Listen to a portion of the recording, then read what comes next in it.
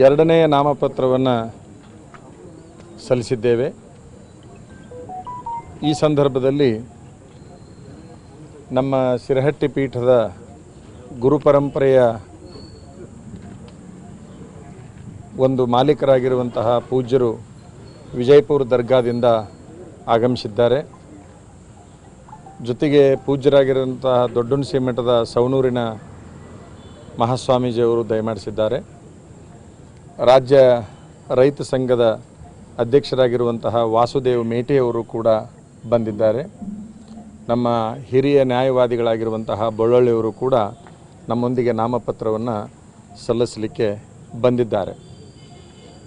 ನಮ್ಮ ನಾಮಪತ್ರ ಸಲ್ಲಿಕೆಯ ಉದ್ದೇಶದಲ್ಲಿ ನಾವು ಈ ಧರ್ಮ ಸಮನ್ವಯಗಳನ್ನು ಸಾರುವಂತಹ ಬಹುದೊಡ್ಡ ಉದ್ದೇಶವನ್ನು ಇಟ್ಟುಕೊಂಡಿದ್ದೇವೆ. ಹಾಗಾಗಿ ಖಾಜಾ ಅಮೀನುದ್ದೀನ್ ದರ್ಗಾದಿಂದ ಪೂಜ್ಯರು ಬಂದಿದ್ದಾರೆ.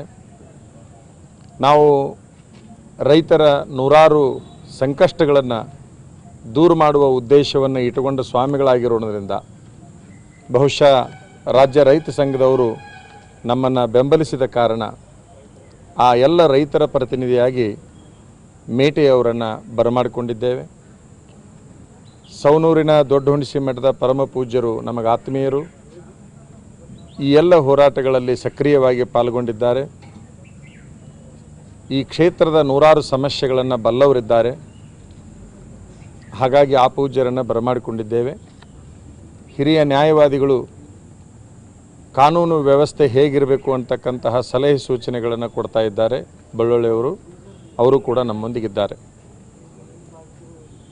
ಈ ಒಂದು ಕ್ಷೇತ್ರದಲ್ಲಿ ಏನೇನು ಸಮಸ್ಯೆಗಳು ನಡೆದಿದ್ದಾವೆ ಅನ್ನುವಂತಹ ಒಂದು ವಿಚಾರವನ್ನು ಮಾಧ್ಯಮಗಳ ಮೂಲಕ ಹೇಳ್ತಾ ಬಂದಿದ್ದೇನೆ.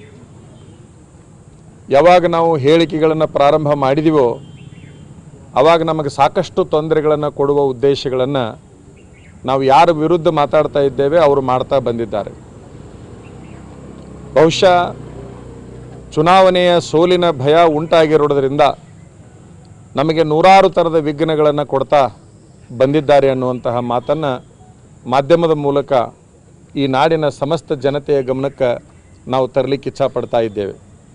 ಬಹುಶಃ ಬಸವಾದಿ ಶರಣರ ಪರಂಪರೆ ಅಂತಕ್ಕಂಥದ್ದು ಈ ನಾಡಿನಲ್ಲಿ ನಾಶ ಆಗ್ತಾ ಇದೆ.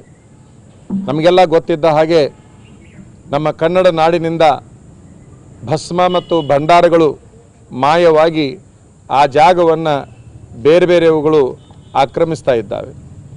ನಮ್ಮಲ್ಲಿ ನಮಸ್ಕಾರ ಶರಣು ಶರಣಾರ್ಥಿ ಅನ್ನುವಂತಹ ವಿಚಾರಗಳು ಹೋಗಿ